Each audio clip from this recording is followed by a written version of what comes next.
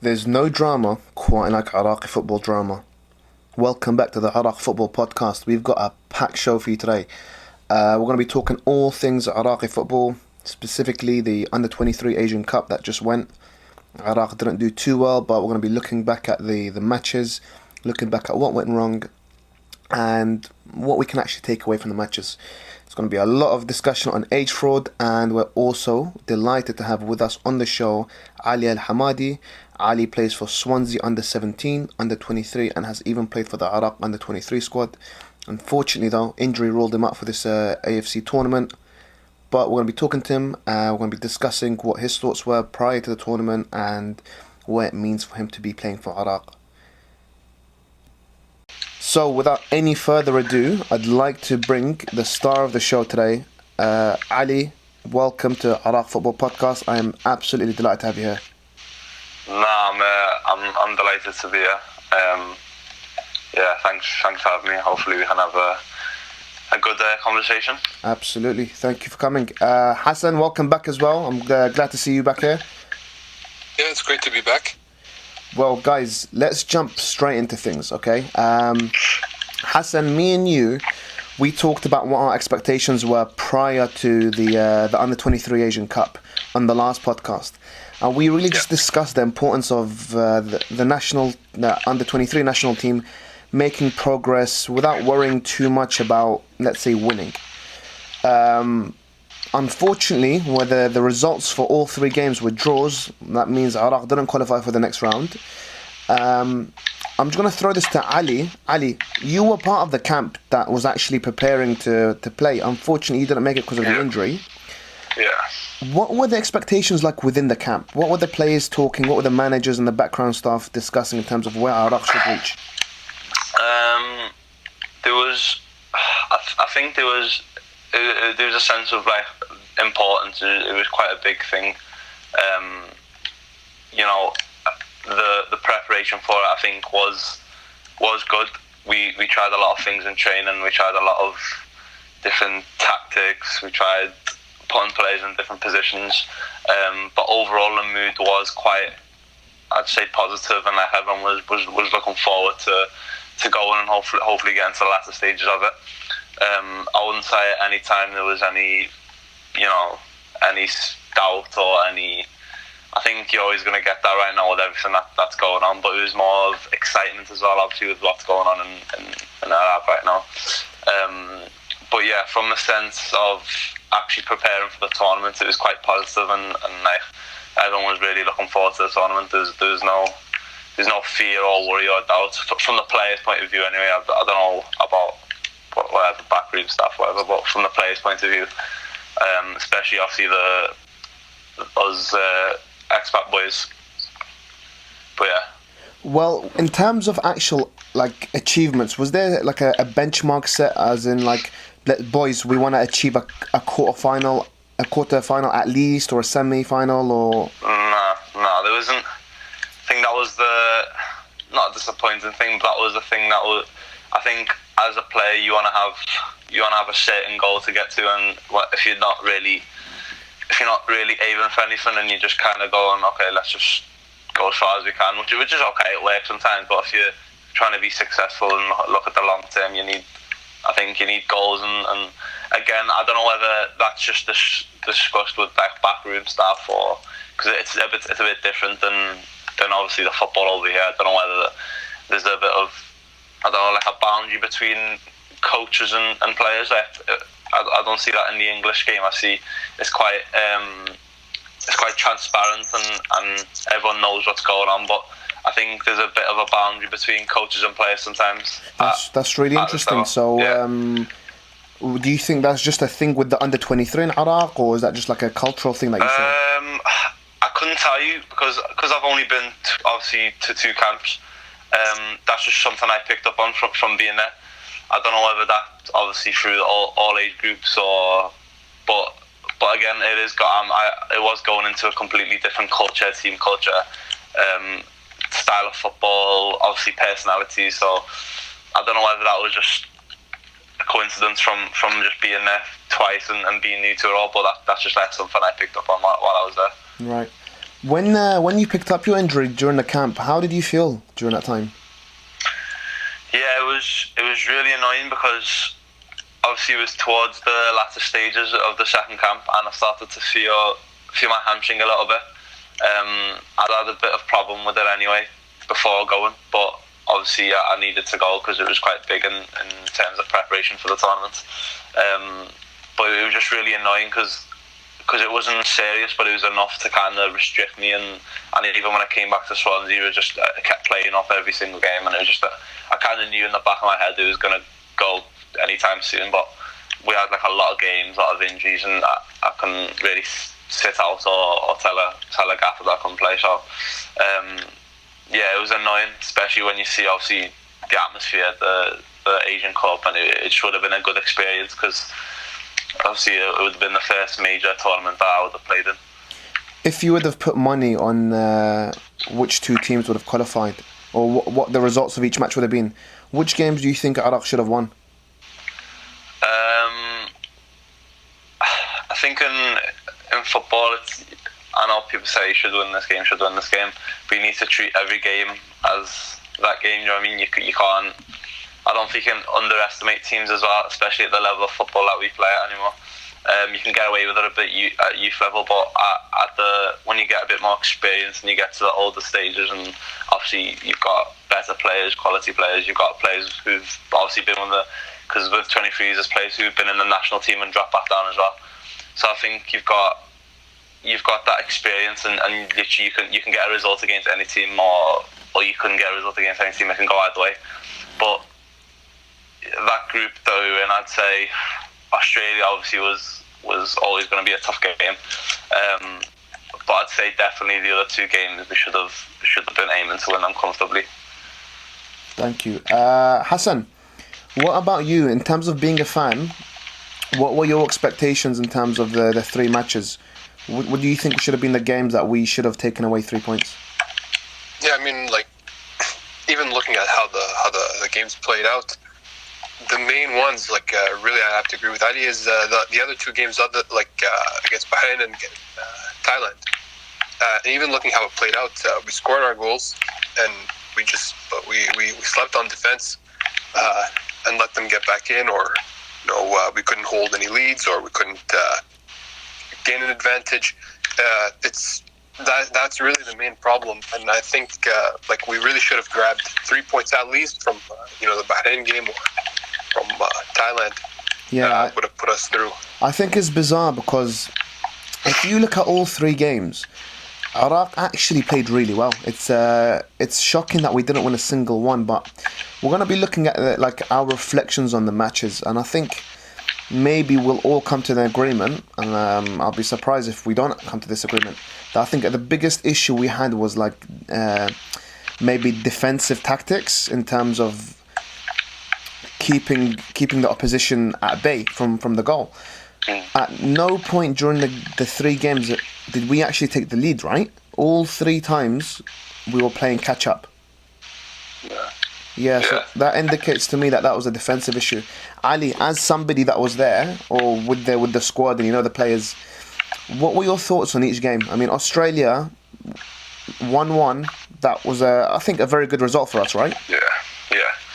I'd say, obviously, like I said before, the Australia game was always going to be a tough one. So I think before the game, if you would have said that we take a draw, I don't think anyone would have complained. How the game actually then went, we could have actually gone on to win it because we had a few decent chances. Yeah, we had loads of chances that match. Yeah. But again, like I was saying before, at this level of football, it's about taking, especially in the final third, you don't get many chances, and when you do, you need to be ruthless with it, and you need to make sure you take your chances. Do you think our strikers were ruthless that match? No, obviously we only scored one goal. I don't really remember the stats from the game. Did we have a lot of shots on target? I remember us having a lot of shots on target. I'm not too sure. Yeah, I think the main thing is getting shots on target. Like when you get in the final third, you can. It is a hard one. I know stats as well don't always tell. I'm looking at the stats now. It's actually unbelievable. So Australia had 10 shots. Iraq had 17. Yeah. Iraq only had 1 shot on target. Australia only had 2. Wow. So I think it was poor convergence from both teams. Was that to do with the nervousness in the first match, or? I think that's just down to lack of quality. To be honest, like it's just about taking care in the final third and just finding that bit of composure. It's just, I think one of the things I've seen in the games is it's all a bit rash sometimes, or a little bit rushed. It's just finding that composure in the final third, because like I said, there was 17 shots but only 1 on target, which is mad to say. But yeah, you need to work the keeper. You need to at least get shots on target, because you never know. Even if it comes off the keeper, it could come off the defender and go in. Like you never know. Yeah, so it's about reading the game, reading the opportunities, the movement of the goalkeeper, the defenders. Yeah, exactly. We are, as strikers, we get taught, even if you're not placing it directly in the corners, at least trouble a keeper, because like I said, you could parry it to someone else to tap in, or you could like slip through his legs. You never know. It's just about getting it on target and keeping it low. Well, Bahrain wasn't any different actually. So the Bahrain game finished 2-2 with Iraq, and they had 15 shots. Iraq again 17 shots. In terms of shots on target, a lot better. Bahrain managed to get 6 on our target. We got 7 shots on target. So that's probably why we managed to score the 2 goals. Unfortunately for us, the 2 goals we conceded were really disappointed. I would say borderline comical, the last one. It was a defensive blunder. We were throwing everything forward. We were going for the win, and just a lapse in concentration at the back cost us. What did you make of that performance, Ali? Again, quite a similar game in terms of we should have won the game. We said before we were playing catch up. It comes, I think, sometimes defending these, well, all the time, defenders, not just from the defenders, it starts with the front unit, the midfield and the back, and it needs to work in unison. So if the front line aren't pressing or leaving gaps, and then the number 4 is getting in between the lines, then he's playing forward, and then the midfield are disjointed. So, and then obviously, but in the end, when the goals do go in, and you can see that it looks like the defence, obviously, because that's the last line of defence. But I think it starts with people in front, and from the games I've seen as well, it just looks quite disjointed. Just out of possession, there was no real unity in like the movement, and players like sprinting out of position, no discipline. And obviously in the end, the individual mistakes are going to cost you games. That's where football games are won. So is that to do with, in terms of like tactics, maybe like the manager set the team up wrong in terms of shape, or are we talking about just like individual mistakes, or were Bahrain just very, very good that we fell out of shape? No, it's just down to quality and individual mistakes. You need to.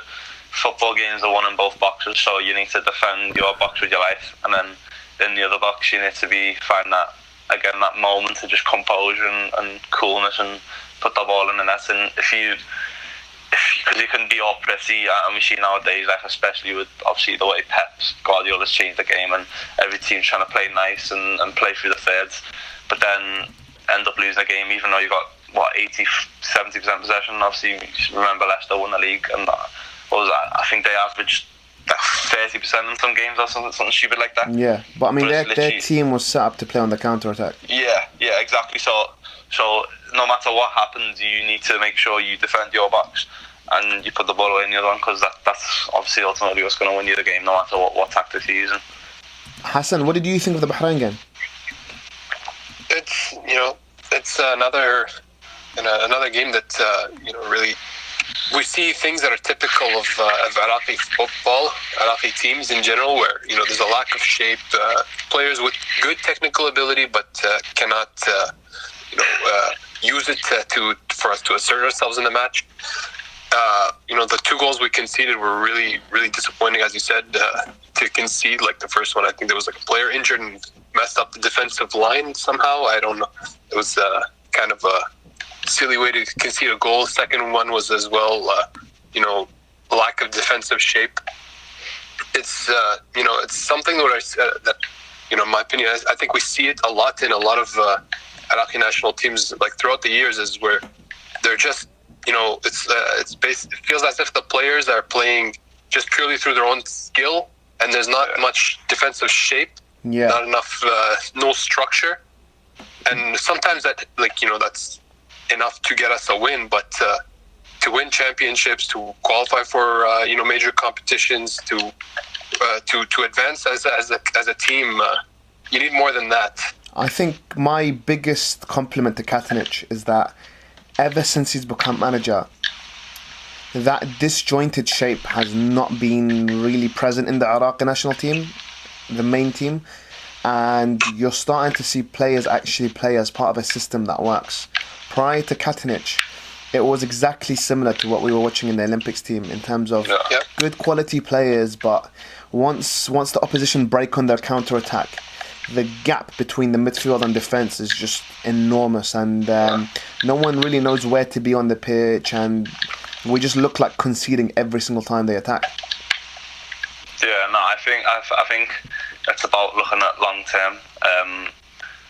Obviously, it's a tournament, and you want to win games, and at the end of the day, you don't really care how you win, just as long as you win the games. But obviously, if you're looking at long term, you'd need to have a structure in place, because you'd rather lose a tournament or two now trying to play the right way and trying to get a good structure in place and trying to build for the long term, rather than, obviously, like you said, just playing with no structure. Everyone's kind of playing for themselves, because obviously there's a team full of talented boys, full of really good technical players, but if you don't have a structure and you're not looking at a long-term system that's going to utilise the team's strengths and obviously the weaknesses as well. So we're talking about not going to work. We're talking about really good players, right? Mohamed Qasim scored 3 goals in 3 games. He scored against all 3 opposition. What did you make of him in training, and what did you see of his performances and the goals? Yeah, he's a really, really good player. He's quite clinical. I think there was a game, I don't remember exactly which one it was, but he's one of the boys who's got really good finishing. Just like in the finishing drills that we do, he's really consistent, good quality. Even in the preparation and in the camps, he scored quite a few goals in the qualifiers and stuff, in the friendlies. But yeah, he's a really good lad as well. So I think he'll just keep on progressing if he just keeps a mindset. Is there anyone else that you really thought, wow, this player stood out in this tournament? Yeah, obviously I was disappointed not to see Amir play a bit more, because I thought when he came on, he done well in that game. When he equalised versus Bahrain. Yeah. There's a lot of good players in there. Like I can't really single anyone out. Obviously, there's Nejm, defender, Hamed Mirza, midfielder, really good player. Hussein Jabbar, winger, like really good on the ball, can beat people, can make something happen. Obviously, you've got Murad as well. Number 9 just likes to get about, likes to battle, likes to get in the box, and it's just like I said, there's a lot of talented players in there. But if you haven't got a system to utilise them all, then it's going to be difficult to, no matter how good the players are. Hassan, any player that stood out to you? Really, it's just based off of the goals and the quality of the goals. Mohamed Qasim, that goal against Australia was fantastic. Yeah. His other goals were really great, and he's scoring in consecutive games, not slowing down, which is always good to see. He's going to be the main one for me. What did you think of Ali Kadhim's performance, though, as captain and goalkeeper? how do you call it? I mean, he was pretty solid. He did mostly his job. The goals we conceded mostly through defensive lapses, in my opinion. So I can't really blame him too much. I mean, mostly pretty safe, but with in a team with more structure, he would have done a little bit better without. He conceded 4 goals from 3 games. Yeah, against Bahrain there were some question marks. I think he could have done better to stop maybe the second goal for Bahrain. But I think in Thailand when we were playing them, he was our best player. The number of one-on-ones they had, and he just kept them all out, was incredible. Yeah. Do you reckon he's somebody for us to expect to see in the national team soon? I mean, Iraq, we've had a lot of issues with goalkeepers. Is he the natural fit to come in and take over from Jalal Hassan, Mohamed Hamid, and maybe even Fayed Talib? It's hard to say, honestly. In my opinion, up until now, Jalal is probably the best option to continue, because there is a difference between U23 football and the senior national team. For important games, like if we're playing Asian Cup or we're playing against major national teams, you want someone with a little bit more experience, which is always good. But I'm not sure how much better he is than Jalal. If we're gonna move somebody up, I'd want good experience, especially in that kind of position where he's going to be called upon a lot, from game to game. So, yeah. So I don't know. I'd give him a few friendlies, to see what his true level is. But some of our players, a lot of the time, we do shine in small competitions, but then we don't really see the same level after that. So I think we need to give him some more actual proper tests before we kind of have our expectations set for him in terms of joining the first team. As fans, we tend to have really high expectations for these young players, and we've seen a lot of players that have done really well at this level, but they fail to transition to the high level. The player that comes to mind for me is what's that fella? Amjad, the striker. Amjad Radhi. Yeah, he did really, really well at a young level. Another player, for example, Samal Saeed, and what's that midfielder we had that was really, really good? He was playing in Saudi 10 years ago or something. Saif Salman. Again, another player that just did really well under 23.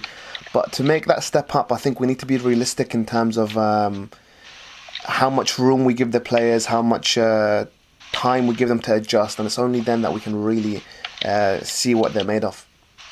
Yeah, 100%. Yeah. Ali, how different would this tournament have been if you featured and, let's say, Lu'ay Al-Ani featured? Interesting question.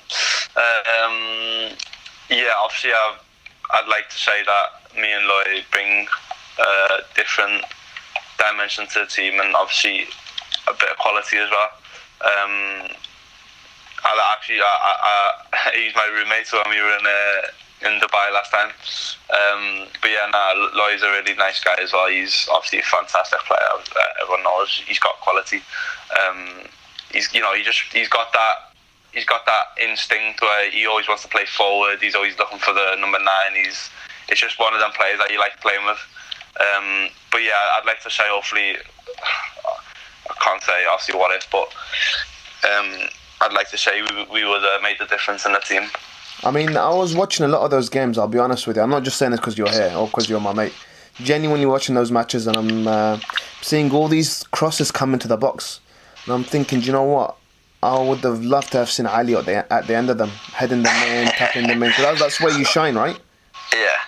No, obviously as a number 9, that's what I've been learning to do over the past year or two now. Is just getting in the 6-yard box a bit more, because that's where you're going to get most of your goals. Obviously, you've got the odd one here and there that's going to be a worldie, but I was obviously disappointed and gutted that couldn't do it, because it was annoying watching the games, because like you said, there was times for the half, if I was in that position, if only that could drop to me in the box.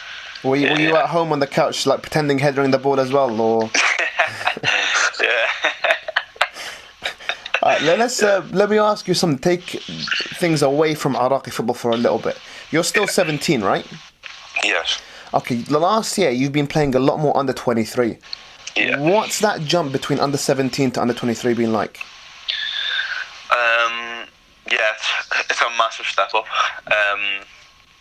At under 17 and under 18 level, it's a bit more relaxed. It's a lot less demanding. You've got a bit more space to like a bit more leeway to develop and learn, and you're not as harshly judged, if you know what I mean. Yeah. And then as soon as you make that step up into under 23s football, and obviously in around the professional environment, you've got first team players around you, you've got first team staff around you, you've got obviously people playing. It's a different level of people playing for their lives now. Do you know what I mean?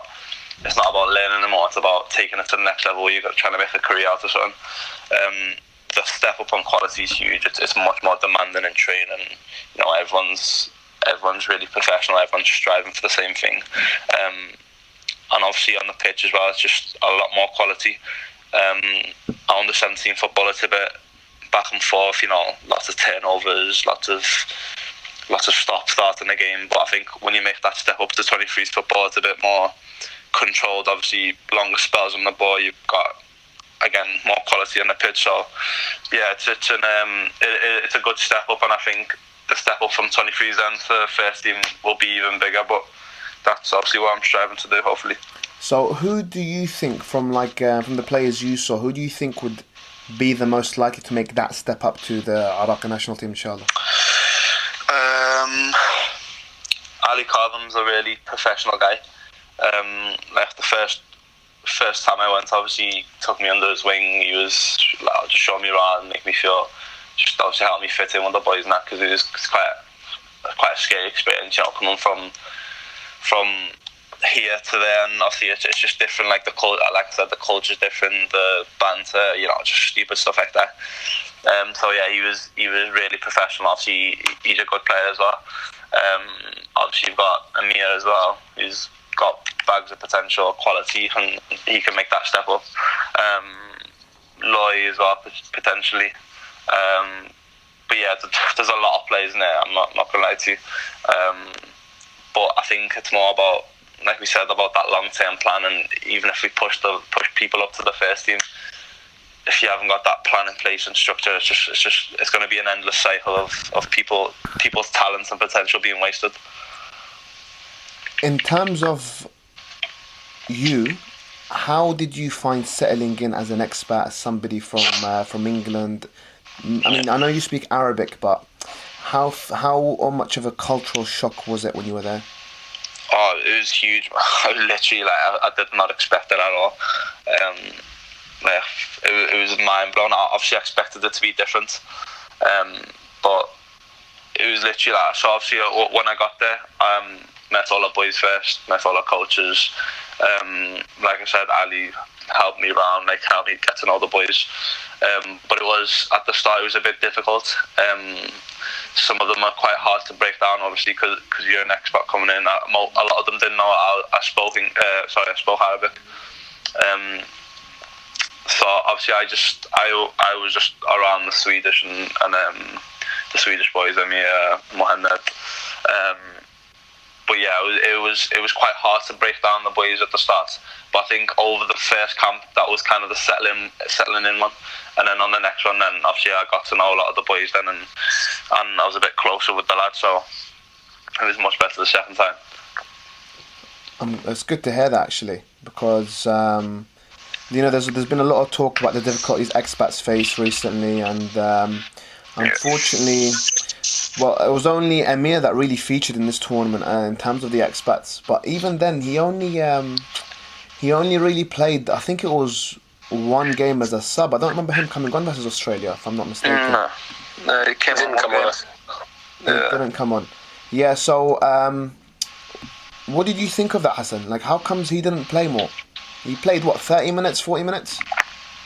Yeah, he came on at the 65th minute against Bahrain. Yeah, when he scored his goal. Thailand. Thailand, I don't think he came on, actually. It's kind of strange. He's one of our, one of the very skilled, players on the team. That and he did well, against Bahrain when he came on, scored a goal off the bench, which it's kind of strange that like he couldn't continue that momentum against Thailand or anything like that. It's I don't know. We've gone at length. People have gone at length about the issues of the expat players in the national team. I'm not gonna make conspiracy theories or anything, but it is strange to see him not featuring or not really getting the opportunities because he is a good player and he's shown it. And even in this in the few minutes that he got at this competition, he scored right away. So it's kind of a baffling decision from my view. It was a strange one. He's a player I thought would be a certified starter. At the end of the day, though, we have to respect the manager's decision. And I mean, if it was a tactical one, then so be it. We have to respect his decision. That's what the manager thought would be the best thing to do for the team. And I just hope it's nothing more than that. Let's talk about a sensitive topic in Iraqi football. Okay, this is where I would really love to hear from Hassan and Mubarak to feature on the show. On my Twitter timeline, on his Twitter timeline right now, is just a whole bunch of people angry about us discussing it. I've been keeping up. I know you've been watching it. So, a lot of it's to do with the age fraud. Now, this has been something that's been plaguing Iraqi football for decades, essentially, right? Yep. We've seen that actually there's been some progress made with this. Whilst there are some players that have still changed their dates of births, it's not been let's say vast in terms of the years that they've changed to. Some previous players, their dates have been changed by 6 years, 7 years, and it's just absurd. This current squad, there's still some players with like tweaks to their age, or some of them are even playing under different names. Let's ignore that, because essentially most of them still qualify to be under 23. And this is what we said we wanted. Me and Hassan, we were discussing this earlier, because it gives these players time to really find their feet in the world of football. Ali, how important is this period in a footballer's life when they're under 23 and they're trying to make that step up? How important is it to get these minutes? Yeah, it's massive. Obviously, any minutes is good, but for your development, I think, like I said, the under-18s football is completely different because you've got quite a lot of leeway and a bit more freedom to learn, make mistakes. You're finding your feet, obviously, as a young footballer. Some people, obviously, are going to progress quicker than others. But as an under-23s player, you are learning your trade to be in the first team now. And you're being judged a lot more harshly, so the minutes that you're playing are really obviously valuable. Like, you need to get the most, and you don't want to spend too long playing under 23 football, because you want to be playing first team football and gaining that experience to get to the next level. So under 23 football, it's just about getting that experience as quickly as possible so you can make the jump to first team. But I mean, I can't say this with fact, okay? But there's an argument put forward that Asian football is rife with players changing their age. And I mean, you could look at players from Syria, you could look at players from a few of the Arab countries. We know that they might be taking part in age fraud, okay? Yeah. Is it fair for us as Iraqi footballers to be playing out under 23s that are actually under 23 and having them face players that are older than them? Or are we actually making life difficult for ourselves? Yeah, I think this is the thing I was reading a few days back on someone said. I think, again, it's about that long-term plan. I think you need to look at, you can only worry about yourself and your team. You can't be worrying about other teams. And yeah, there's the arguments, well, if they're doing it, well, why can't we do it? Because we're at a disadvantage. But like I was saying, I'd rather have a tournament or two where we're going to struggle because we're doing it properly. And then in the long term, you need to look at the bigger picture, and that bigger picture is going to help you to further success. So you can't, I think it's a bit naive to just look at the short term and say, well, if they're doing it and we're doing it, because it's not sustainable. Hassan, what do you think? Yeah, I mean, like, we need to focus on our own national team, our own affairs. If another team is doing it, to try to gain an advantage, that doesn't really change anything for us, in my opinion. We still need to be focusing on, improving our players, moving them up through the ranks, naturally, and as players deserve it, not just because some 27-year-old brought his age down to 23. That he should get a chance. It's we need to focus just to continue the development in the right way, no matter what everyone else is doing. Because even if they end up we go to the Asian Cup and we go out in the group stages as we did just now, it makes no difference to me, because the focus of youth football for me is just to develop the players, to give them the right opportunities so that they can shine and so that they can progress and develop and hopefully make the step up to the senior team.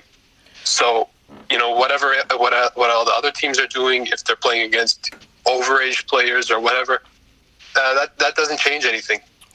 We need to just continue and focus on the correct pathway for these players. What I would say is that if the actual formula of you putting your players that are overaged and get them to feature, if that actually worked, every single team in the world would be doing it, including the likes of Brazil, the likes of England, the likes of France, etc. But they don't, because they're looking at the long run and the impact that has on their national team.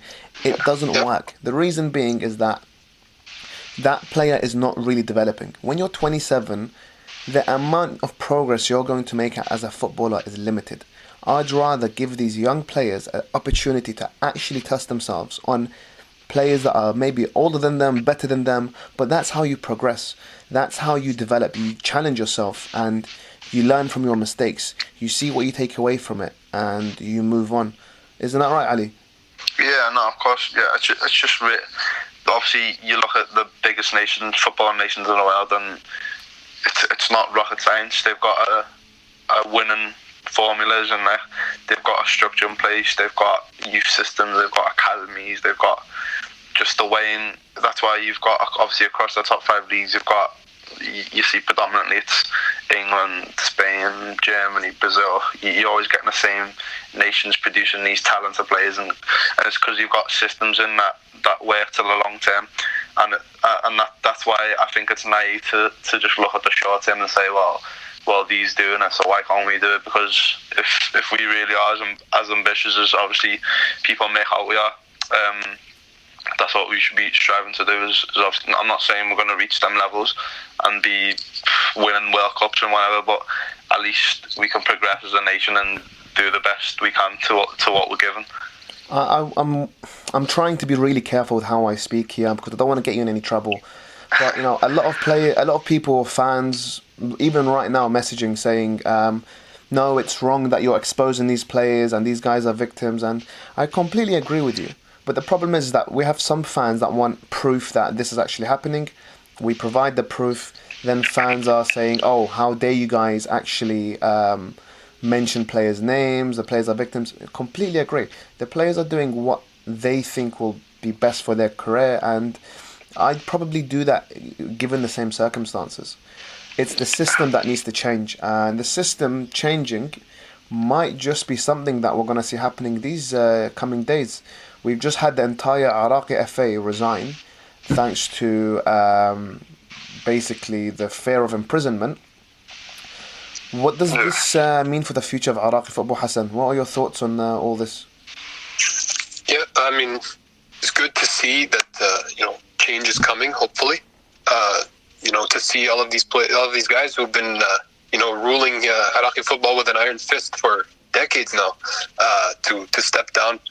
It's hard to believe at the same time. When I remember back when we had the elections for Naji Hamoud, the previous FA president, and we were hoping for change, and when he left, and we got Abdel Khaliq Masoud, so no change, possibly even regression. So we'll have to wait and see how things move forward. In my opinion, it's hard for me to be super optimistic when it comes to things like this, but a big change and uproot of the structures of Iraqi football was always needed, and hopefully we can have something in the future a little bit better with the leadership of Adnan Dajjal. Hopefully, if in my opinion, he's the best one to move us forward. Just somebody a little bit closer to Iraqi football, to bring these legends back into positions that matter with Iraqi football. So we'll have to wait and see, and hopefully things move well for us. And just to see guys like Abdel Khaliq Masoud and Kamel Zahir away from the national team and away from Iraqi football, that's the best way forward. My opinion, just they've mismanaged the team for decades, and hopefully there's some change. I think we don't know what's going to actually happen, but for me, even though there's that element of doubt, it's still better than what we've currently been having to endure, where the team's been mismanaged. Some players have been excluded for political reasons or personal gain. I think the entire FA is financially inept. They're unable to generate revenues to create projects, and I know for a fact there's been a lot of work from external people trying to improve, provide advice and help the FA operate, but they've been reluctant to actually engage with these individuals. I'm not going to name names, but this is fact that I'm speaking right now. Okay, I'm just out of respect to the people that have given me this information. I don't want to expose them. But yeah, I think anything will be better than what we've had to endure. In terms of the going forward, we have a few games lined up in terms of the Iraqi national team. We've got Hong Kong in a couple of months. I think it's March where we play them. We're facing an issue right now where the actual league is not functioning, and a lot of our players aren't playing first team football. How might this actually impact us in terms of going forward? I mean, to have the national the league on hold for so long, it's going to affect us. I don't think there's any way around that. Just to have players sitting around for months like this, it's never good. I mean, I understand the situation in Iraq is it's a little bit complicated, and that's definitely going to play a factor. But at the same time, having players play week in, week out, maintain their fitness, maintain their sharpness, that's going to be important. So, I think we discussed this in the previous podcast. Is we're gonna have it's going to be a good idea to focus and try to rely a little bit more on our expat players who are playing outside of Iraq, just because they've got that continuity. They've been playing for a while. By then, I believe the MLS season will have started, so Adi Haddad will be getting into match fitness. Hopefully, Justin Miram will have found a new club and start playing again. So hopefully, players like that, who have some match consistency, will be able to help us out in that crucial period just to finish off this round of qualifiers. But having the league on hold for so long, it's difficult, for the players, to see them. And we're going to start off against Hong Kong, so hopefully it's not going to be a huge test. If we struggle there, then it's kind of a problem. But hopefully we can ease ourselves in, because we're playing Hong Kong, then Cambodia, then Iran. Those two games are in another month. So yeah, I will say though, with regards to the Iran match, just today, actually this morning, they've announced that they've been banned from playing their home games in Iran. I don't want to get too far into that and as to whether they deserve it or not. I'm not really interested. But what I will say is that actually works in favour of Iraq, because our last game is on Iranian turf. It's an away match. Yes. And us not playing there might actually be an advantage for us, and hopefully we can actually take 3 points from that match, which is all the way in June. Yep. I was just comically thinking, You know how we used to play all our games in Iran? Should we let them play in Basra for a little bit? Just return the favour. Right. Well, we've talked about Justin possibly returning. We know Rebin's most likely to return. Any other expats you'd like to see back in the fold? Ahmed Yassin, maybe. Who are you thinking? Ahmed Yassin, of course. In my opinion, he's been one of the best players for our team, just in general, out of all of them. Not just the expats. He's been one of the best ones for a while. He's a solid winger. He's become a good goal scorer for us as well. So he's a player who can do a lot of things. From the wing, he can dribble, he can shoot, he can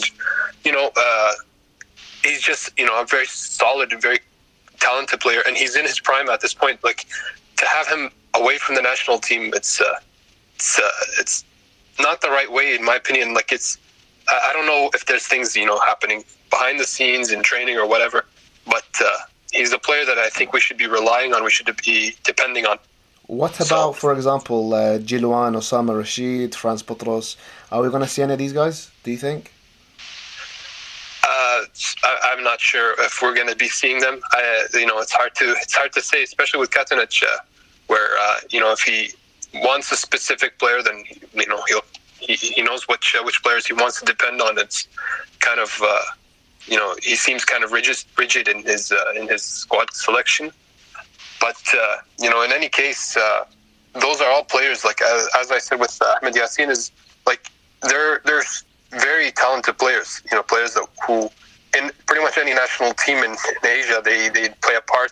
I think for they're solid players who can do a lot of things on the field. Like Osama Rashid, a solid playmaker, solid midfielder that we've lacked in many years. We haven't seen a player with like that kind of ability,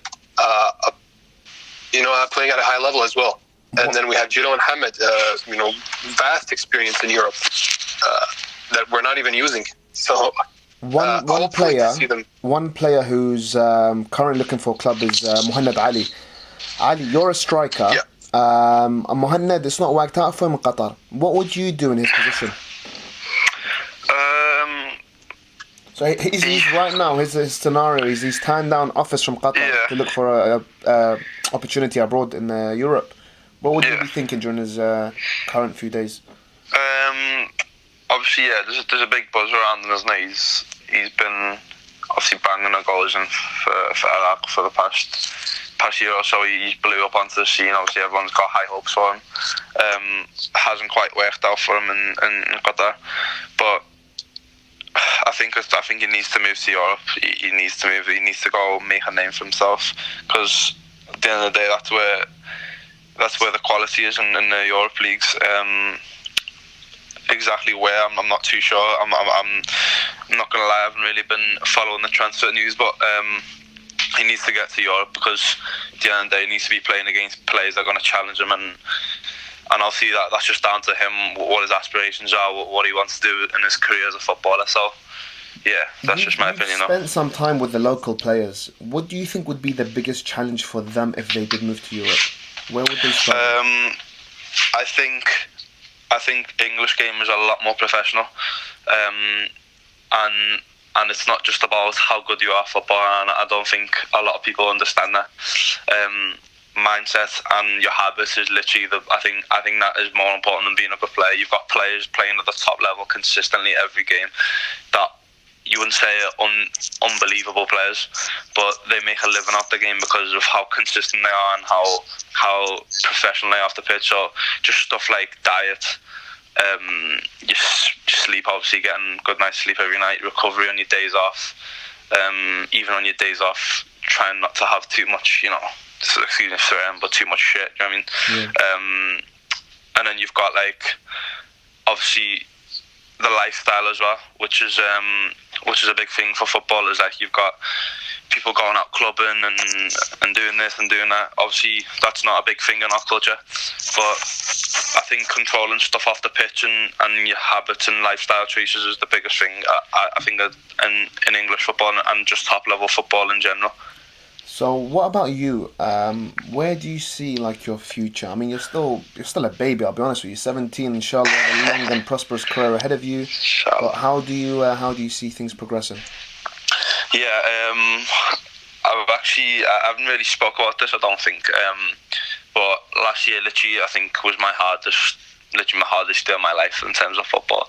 I was really struggling, like just with the step up, and obviously I used to play for Tranmere Rovers, and then moved to Swansea, and I was playing against, obviously, you're playing against the best youngsters in the country: Tottenham, Arsenal, Chelsea, Liverpool, Man City, and it was really tough. And last year there was it was quite dark for me, and there was times where I just had a lot of self-doubt. I was like, am I really, do you know what I mean, am I good enough for this, that? But then this year now, I've just come into the season with a completely new mindset. I've took all of it as learning from this year. Obviously, I got a long-term injury last season where I was out for basically 5 months. But yeah, last year I just used a lot of it as learning, and this year I've just come in with a completely different mindset. And yeah, it's been good. Obviously, I've been scoring more goals this season. I've made a step up to the under 23s now, so I'm with them most of the time. So it's just good being in and around that environment. So yeah, now I'm confident myself, and I know if I keep doing what I'm doing, then inshallah I'll make it to the top. Inshallah. I mean, I've watched you a few times now. I've been lucky to see you. You've got me on my bad games, bro. No comment on that. But no, do you know what? To be fair, when I have seen you, especially I think when I watched you in the under 23, I didn't think you were very out of place, and that's the biggest compliment I could pay you, because the jump between under 17 and under 23 is absolutely enormous. And until I actually came and saw your Swansea team, I didn't really appreciate how big it was. But the speed of the game is completely different, the intensity is different, and it's just so much more difficult. And I was watching you, and I didn't think you were really out of place when you were playing. So how do you see that like going forward? Have you ever given thought about maybe when you're going to be ready to make the step up to professional football at a Premier League level, or what? Yeah, I think it's impossible to ever predict what's going to happen in football, because if I said to myself this time last year that I'd be in this position now, I would have been like, shut up, that's no way that's going to happen. So I don't think you can. Obviously, I've got goals. I want to play in the Premier League. I want to play for my country. Like they're goals, and obviously you should have them goals as a football player. In terms of me, I think I'm quite a big lad anyway. I've got a good build on me, so I don't think the physical side of the game phases me, like making a step up to 23s in senior football. And technically as well, I've been working a lot on my game over the past 2 years, and I think I'm at a really good level now as well. So I think it's just keep being consistent and keep performing on the pitch, because at the end of the day, people can know you're a player, but if you're not performing consistently week in, week out on the pitch, then you're not going to get anywhere. But for me, I want to get into the first team, and then hopefully play in the Premier League one day. Will Swansea qualify to the Premier League anytime soon, do you think? It's a hard one, man. We've had an up and down season. We started the season, I think we were first for like 5 weeks start of the season. And then we've kind of just dropped down the table, had a bad run of games, and now we're creeping back up again. We signed a few loan players. Got Ryan Brewster from Liverpool, Conor Gallagher from Chelsea. Yeah, just a few players are coming now, and just hopefully now we can make that push and get into the promotion. I think they'll make the playoffs this year, so hopefully you can get promoted through that. But I don't know whether I'd want that right now either, because obviously with them being in the Championship, it's giving me a bit more of a pathway to get into the first team. Yeah, I think it's an easier kind of natural transition for you, right? Yeah. Obviously, when they were in the Premier League, it was quite blocked. There was a lot of players in between 23s and first team when they're in the Premier League, and especially obviously the quality of players then goes up as well. So for me, obviously, I wouldn't mind maybe another season or two in the Champ, just for me to get in there, and then maybe help them get promoted. But yeah, obviously you never know what's going to happen. But yeah, I don't know. It'll be a close run this year. It'll be interesting to actually see what happens. You mentioned something earlier. You said, I want to represent my country. Yeah. With certain players like Ahmed Yassin, like Jilwan, etc., specifically the expats, yeah, fans have this kind of, or some fans I should say, they have this idea that the expats that choose to play for Iraq only do so because they couldn't make it for the Swedish team in their case or whatever. Yeah. You've come out and from the first stage you said, I want to play for Iraq. Why? Yeah, I've got that connection to my country and my nation. I don't think the feeling I got from scoring my first goal for Iraq was just mad. Like I couldn't explain that feeling to anyone, and I don't think I'll ever be able to. It's just literally it was just such a feeling of like I just can't explain that feeling. I don't think I'd get that playing for England.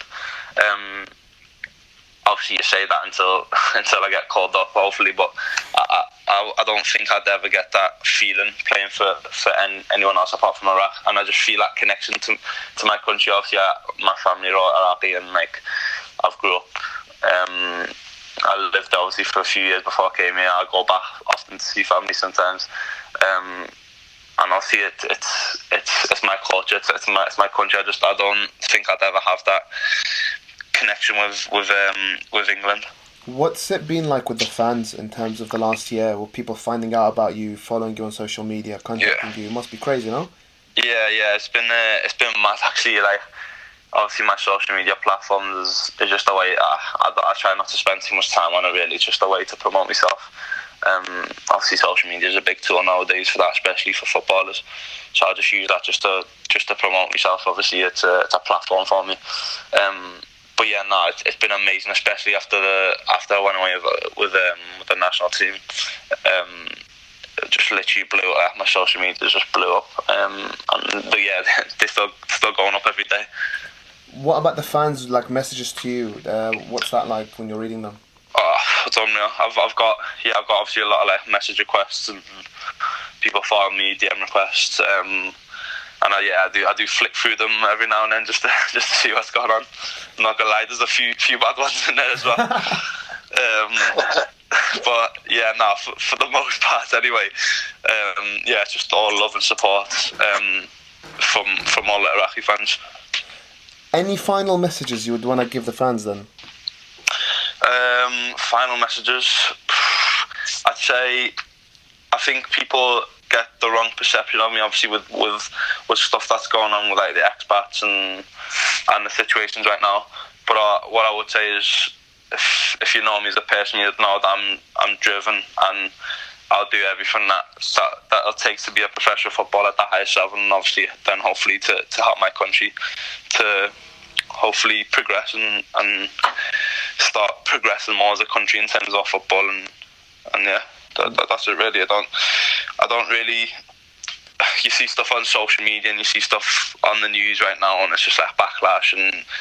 But at the end of the day, as a player, you can just control what you do on the pitch and how you portray yourself on the pitch, and that's all I can do at the end of the day. When can we expect you back from your current injury, inshallah? Inshallah, 3 weeks. It's kind of a tricky one right now. I'm just trying not to push it too much. Because I came back from my hamstring injury and now I've redone it again, so I'm just going to give myself a bit more time this time just to make sure it's gone for good. But I'd say 2-3 weeks maximum. Well, inshallah. Inshallah, we wish you a really smooth recovery. We can't wait to see you in a Swansea shirt again, and inshallah in a Iraq shirt soon. Thank you so much for being on our podcast, man. We can't wait to speak to you soon. No, thank you. It's been a pleasure. Thank you for having me. I've enjoyed it. Thank you very much. Hassan, likewise, man. It's always good to speak to you. Thank you very much, and I look forward to speaking to you on the next edition for February, inshallah. Inshallah. Thanks for having me on. It's always a pleasure. Pleasure's always ours, man. Take care, guys. Thank you. I hope you guys enjoyed that as much as I did. That was really interesting to hear from a young player's perspective, somebody who, inshallah, will actually go on to achieve a lot in football and is simply still in the start of his career. You can find Ali on Twitter and Instagram. His @ is Ali K Al-Hamadi. If you want to get in touch with Hassan Osama, his is Hassan O_1193. And if you want to get in contact with me, you can find me on Twitter, Iraq_football_, or if you want to find me on Instagram, you can find me at Hassanen, which is HASSANANE. Thank you so much for listening to this episode. We're looking forward to having you guys listening to the next episode as well, which will be sometime in February. Don't forget to subscribe, share this link with your friends. Let's help grow this page, because we have big things planned for you guys and for Iraqi football. Take care.